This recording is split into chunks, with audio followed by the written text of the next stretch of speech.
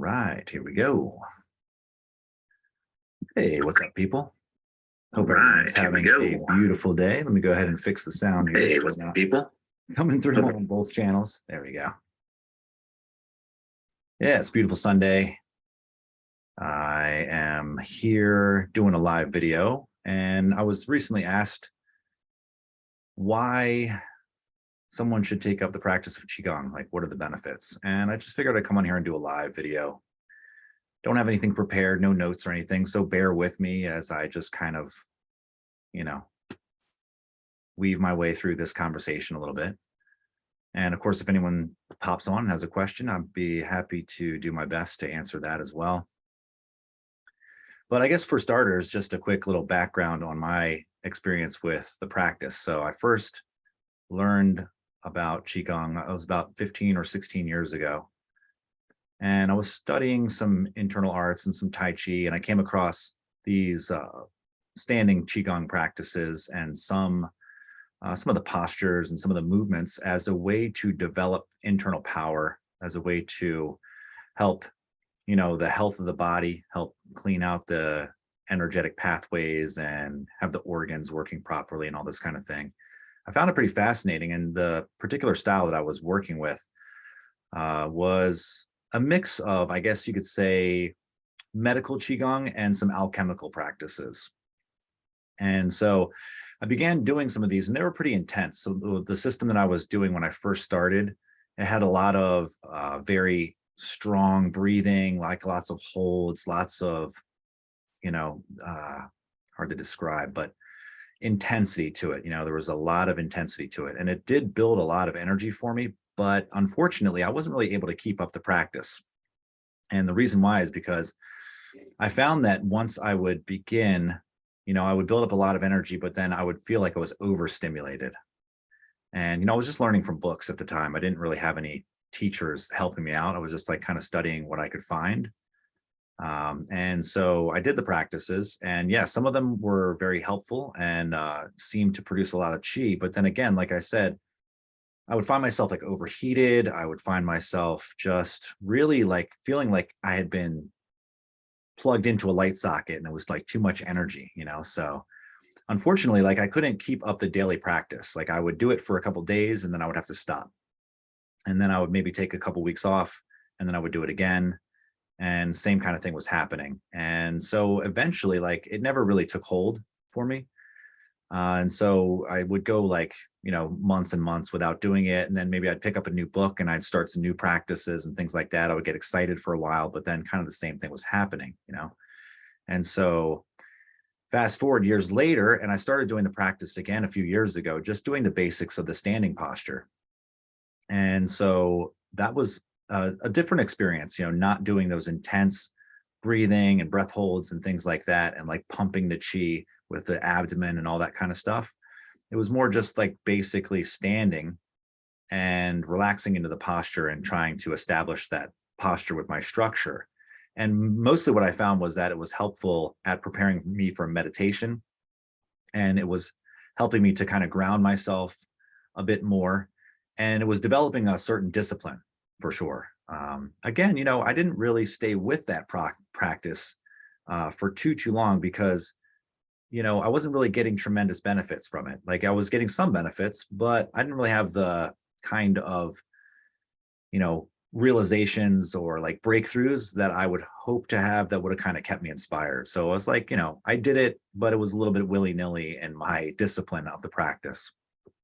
And then fast forward a little bit later, and I met some really powerful teachers, and I was able to work with them directly. And I started to learn a system of Qigong. And it was based on an ancient system rather than just like something someone had made up. And what I found was when I worked with these teachers, first of all, there was some incredible progress that I made right in the beginning. And I started to realize that I had made so many errors in the past. And, I think part of it was a result of just not working hand in hand with a teacher. Because when we learn from books or online videos and things, but there's no direct contact with somebody, there's so much that can be left to misinterpretation. And so the book might say do this, and the teacher maybe actually means to interpret it this way, but we interpret it our own way, and so then we have an error. And this happens through in traditions even too, as like one master will teach his students, and then maybe the students arrive at a pretty high level, but then the master dies, let's just say, as an example. And so the student is left with like this dilemma, like, what do I do? Like, I want to keep the system going, but I don't understand everything, so I just have to basically make do with what I understand. And so again, this is how errors can be passed on. And so I learned, though, that some of the things that I had been taught and that I had imbibed, and then I had even said to other people, which really kind of made me feel bad. I was like, I would tell people, yeah, do this, hollow the chest and things like that. It's comes from these classic texts that we should do things this way. But if we don't understand what the meaning is and sort of the culture in which it comes from, they can have very different meanings for similar phrases and things. And so we can actually create these incorrect pieces to the posture or to the practice that will not only cause us to halt our progress, but can also actually do damage to us. And so this is, I think, what was happening when I was kind of like doing that stall, start, stop thing in the early days of my practice, because I had enough. I was very, very energetically aware. I had a massive spiritual awakening, and then I was doing some energy work and things. I was working with some healers that, I was learning some healing practices and how to open up my own connection to the energy and channel it through. And so it was almost overwhelming at times, like how much energy would pass through my system, but it would hit these blocks and things, and it would make me very, very uncomfortable. And luckily I had the wherewithal and sense to stop myself. Unfortunately, some teachers will even tell you at this point that no, you have to keep going. You have to keep going. And this is where real problems can occur. If you study Chinese medicine at all, they always talk about overheating of certain organs and things like that, or they talk about, pressure building up to build fire and things, and this constriction and friction in the system can do damage. I mean, there's even cases of people dying at the extreme level. That's very, very rare, but oftentimes what can happen is they call these things qi deviations, where we might just we have headaches, let's say, or we start to have like a psychotic break, even, and things like that, like sort of like a kundalini sickness, or what they call meditation sickness. I believe the Chinese word is shenbing. So anyways, all these sorts of things can happen when we make errors in the practice, but mostly what's common is we just don't really get that much progress. For most people, it's not going to do them damage. They're just like not really going to get the full benefits, not even anywhere close to it. And what happens is, before long, we tend to hit a glass ceiling in our progress, and we just don't go any further. And of course, what happens with that? You either get burned out, you get tired of it because it's not inspiring you anymore. And, you just give up the practice. And then that's like one of the greatest failures that can happen as well too, because the benefits that these practices offer us are really tremendous once we get the structure dialed in right. We understand the principles. So working with these teachers directly helped to erase and eradicate some massive, massive errors that I had. And I did have a lot of the basics and fundamentals down. I had a lot of things correct. And so I found that I was progressing really, really rapidly also. But man, when I started to see the errors that I had made in my understanding, I was like, wow, I was blown away. And I was like, so, so grateful by having contacted these teachers, because I knew that by studying from them, there was nothing holding me back anymore. And I was really going to be able to progress and get some of the benefits. So without further ado, I'll talk about some of the benefits that I've had and some of my students have had since beginning this practice and doing it correctly. So first and foremost, emotional stability. That's one thing that we tend to develop pretty quickly with the practice, because it forces us to discipline ourselves. And just as a lot of people will find that, when they begin this practice, just in the standing postures, they don't realize like how difficult it is just to remain still. So many of us were constantly like adjusting, scratching, doing little swaying movements and things, because the body has not been disciplined to remain in stillness. And in fact, in many systems, they didn't actually teach sitting meditation for years until the student had become adept at standing, for the simple fact that the standing still prepares you for sitting meditation. And if you can't still the body, how can you possibly still the mind? It's not going to happen. And meditation is really about extreme stillness. It's about bringing the mind to a still point. And so the way that works in Qigong is, we start by stilling the body. But we don't just want to still the body and hold it still just any kind of way. We want to create changes internally, because actually the stillness is not a meditation. In Qigong, we talk about standing Qigong, but not standing meditation. It's a different thing, because we're actually starting to move energies through the body. There's a lot of movement that's happening in the standing practice. But what it does is it trains the body to be disciplined. And it starts to discipline the mind as well, because we're not giving a treat every time, there's a little itch, let's say. So we learn to reside in this extreme stillness, but then we also incorporate the particular posture, which allows us to settle. And so many people experience this settling of emotions, this ability to be grounded. Now, this can have tremendous benefits. All areas of your life will benefit from this, because whether your job has you speaking with others, whether you're a family man or woman and you have to deal with children and things like that, or whether you're in relationship with people, and certainly in relationships emotions can get stirred up, all sorts of things can happen in life also that just can knock us off of center. And so having a practice that enables us to drop in and return to center and become balanced is invaluable. So that's just one benefit from the practice. Another benefit is we start to become really, really strong. It develops our body's internal power, but it also develops our muscles, our bones, our ligaments in a way that we don't get actually from other practices. You don't actually get this from yoga or from athletics. Those are all great, and I'm not knocking those at all by any means, so don't get me wrong. Those are fantastic practices, and if you enjoy doing those, you definitely should do it. But they don't actually provide this same type of internal power, which does translate into more dense bone structure, more flexibility, openness in the joints. And there's a supple power that we develop also that is pretty remarkable. And you start to feel it pretty quickly. It's like you can feel, oh man, when I was going through some of the initial phases too, I noticed there was so much soreness in my body, but it was this incredibly different soreness. I had never experienced this pain of soreness that wasn't like the burn you get from lifting weights, let's say, or from running. Different kind of soreness, never experienced it before. But we become tremendously strong, powerful. Third benefit that happens is our bodies begin to align. The structure of our skeleton begins to align. And so what this can do for us is it can relieve compression in the joints, which over time will cause problems. We have so many people, they develop osteoporosis, they develop poor posture. When we have poor posture, that means poor blood flow, poor blood circulation, right? That's not good for you. And it also inhibits the chi flow, which is the energy flowing through the body.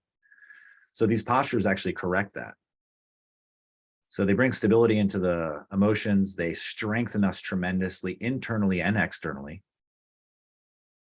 And then they correct these things like poor posture, and they expand the joints and create space, chi, openness, so that our posture improves tremendously. We find ourselves standing taller. In fact, many people actually gain an inch by doing the practice over time. And we also find that, certain things just straighten out. Like I've had a number of students who initially came complaining about shoulder problems, upper back problems, lower back problems. And many of them have been disappearing, like just in a few weeks to a couple months. They just notice that, whoa, that's gone. I don't experience that anymore. It's crazy. In the initial phase, it might actually exacerbate. You feel it more because sometimes we're actually suppressing these feelings. We're sedating them, or we we don't even realize that the pain is there anymore. If you feel pain for so long, so long, so long, eventually it just kind of deadens and dulls. We kind of block that part of our body from our experience. And so it doesn't do that. It awakens things. And so these pains, old pains, can sometimes come to the surface, like, whoa, I forgot about that injury and things like that. But over time, it will correct these injuries. Oftentimes, I'm not making any promises or anything. The proof is in the pudding. So I think that's 4 benefits that we talked about thus far. And let's see if I can just think of a 5th off the cuff.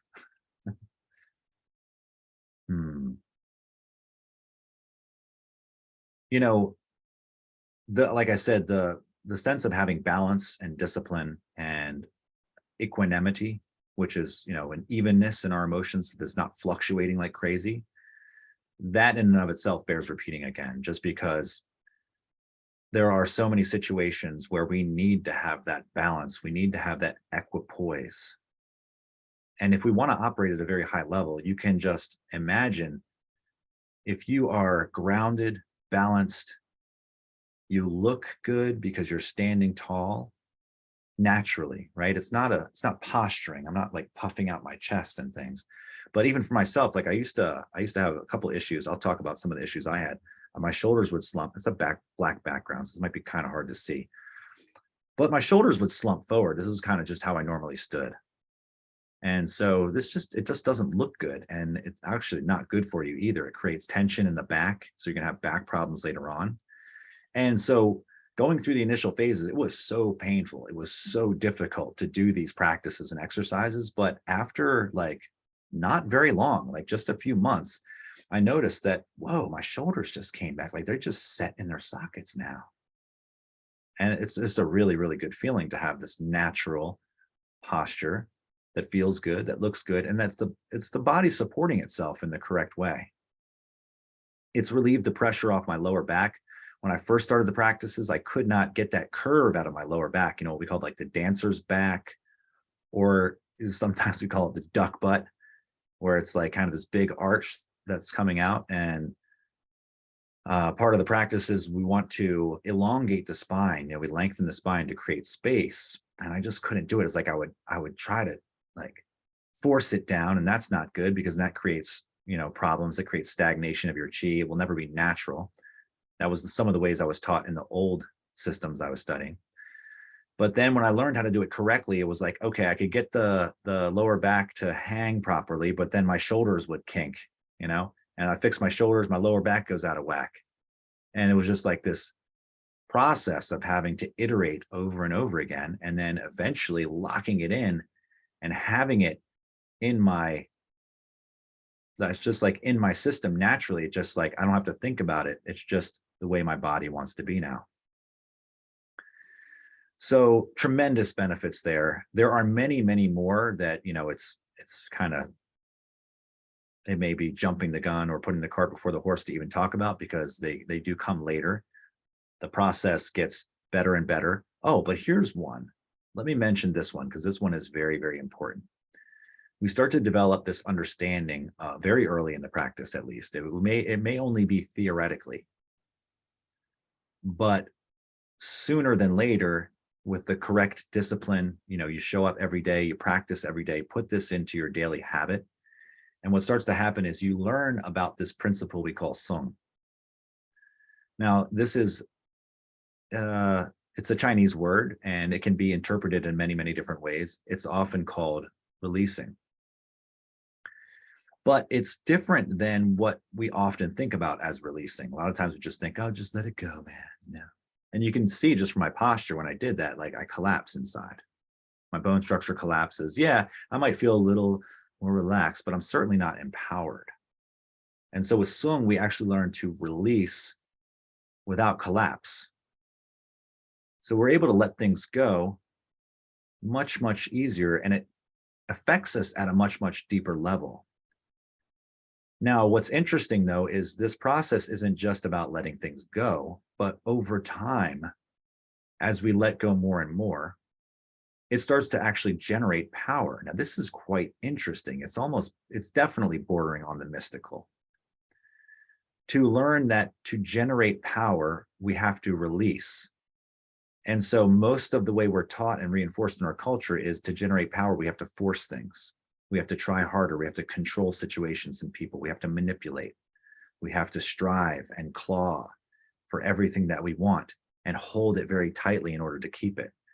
But this goes against every principle that we learn in Qigong. And we certainly are not becoming weaker.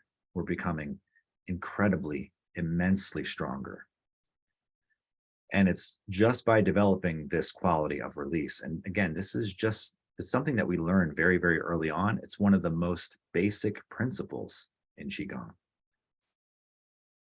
And they keep going higher and higher. I certainly don't know the end of this pathway because it may never end, but it does keep growing and growing and growing. And as we get more adept and learn more, these terms kind of change meaning. Even one of my teachers, he says, tell me what is sung. Can you tell me what is sung? And someone would say, it's releasing, it's relaxing, it's letting go. He's like, is it? Is it? Because I don't know what it is. And here's, this obvious master who has incredible power, can demonstrate it. I mean, seemingly miraculous demonstrations of this power that I've witnessed and experienced. And here he is saying, I don't even know what this is. Because it keeps evolving. Every week, my practice evolves. And so what it meant last week is not the same as what it means this week. So again, pretty inspiring, pretty powerful. It keeps me going, definitely keeps me looking ahead and thinking, wow, yeah, that's where I want to get to. But I know also when I get there, that's just a marker. That's just one hurdle that I've crossed, developing a certain level of skill and power and capacity inside, equipoise, equanimity, peacefulness, strength. And these are all just markers along the path to know we've been making progress. Yes, we can demonstrate that we've been making progress, but there's farther to go. So with that, I hope that was helpful, enlightening, entertaining, educational in some way. I certainly appreciate you watching and listening. And if you have any questions about this, by all means, reach out to me, drop one below, leave a comment. And I go ahead and invite you to actually reach out and take a class. So if this is interesting to you, I want you to reach out to me and let me know, hey, I'm interested. How do I find out about taking a class? And I'll give you the proper link and all that kind of thing. And I'll see you on a live feed real soon. And until then, my friends, have a beautiful day, beautiful evening, wherever you are. Thanks for watching, and I'll catch you soon. Much love and peace, blessings. Until next time we meet.